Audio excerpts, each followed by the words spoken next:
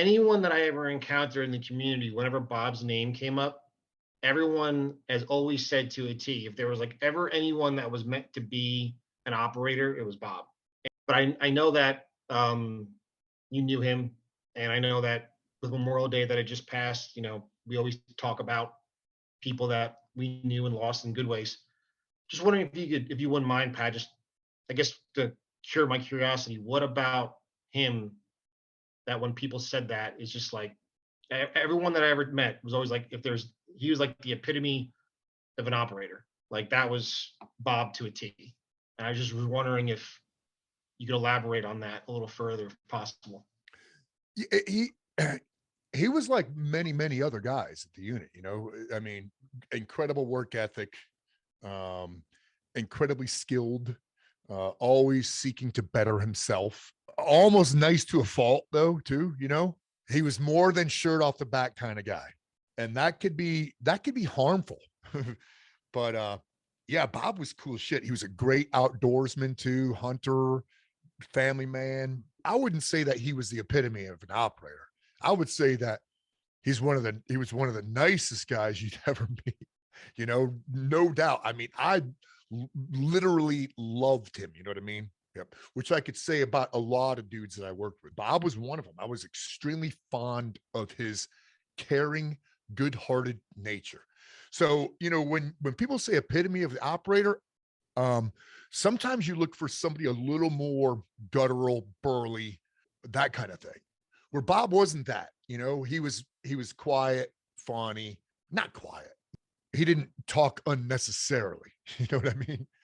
But just a really good. He was one of the guys that would go to the unit at 11 at night and zero in his sniper rifles. You know what I mean?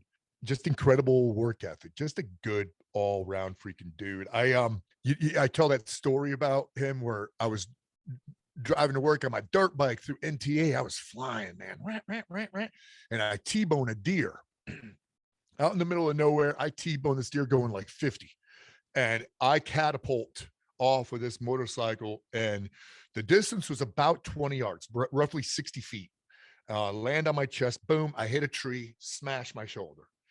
Go over to my bike, the deer flops a couple times, it drops dead. My bike is jacked up. And the handlebars are bent in. So I go to pull one of the handlebars out, and I realize, oh snap, man, my shoulder is jacked up. So is my rib cage. But I got it fired up, and now it's stuck on full throttle because the handlebars are all bented. So I drive it to, I start it up, and it's rah! So I start off in third gear. I just put it into third, let the clutch out slow, and I'm freaking rah! Take off. I mean, it's a 600, it's a CR 600. This is a bike with a lot of freaking ass behind it. And I get into work, and I'm at the med station, and I have all these massive abrasions. One was right here, and it was massive, and there was dirt just dug in there. And the medics are going, hey, scrub it. You got to get all that dirt down. They give me this coarse ass scrub brush. And initially it hurt like hell, but after a while, the nerve endings just die, and you're just scrubbing the piss out of it. It's bleeding everywhere, rinsing it off, looking in the mirror. Nope, still see dirt. Freaking.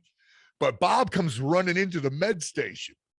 He goes, hey, Mac, I heard you hit a deer.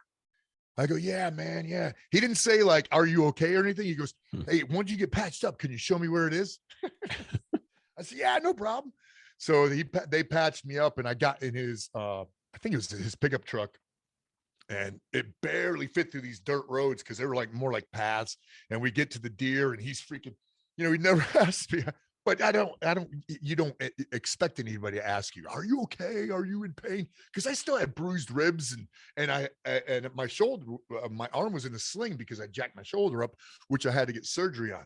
But I went out there, showed him where it was, and he throws it in the back of his truck because he didn't want that deer going to waste, man, So good outdoorsman, environmentalist. He was like, hey, if that deer's salvageable, I'm eating it. The other story that I have close to him is I used to kidnap dogs.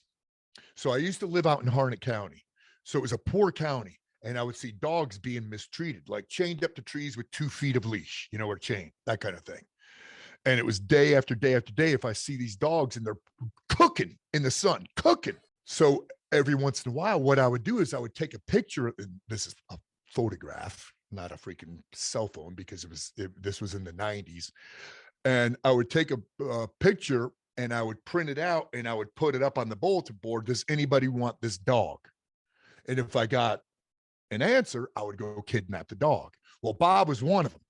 There was this beautiful dog. It was 3 houses down from me, and these people sucked as dog owners, like 3 feet of freaking chain. And all the dirt's wore out underneath the tree and everything. And this dog is living a miserable life. Some old man owned the house. The dog never got love. Every morning I would drive by there and I would walk into the yard and give the dog a milk bone, make sure he had water. And this dog loved me, man. But I was also built establishing rapport with this dog. You know what I mean? So Bob took me up on that. He says, yeah, man, I'll take that dog. And so I kidnapped the dog that morning around 4 a.m., brought him to work, and Bob scarfed him up. But there's a couple, personal stories about him. But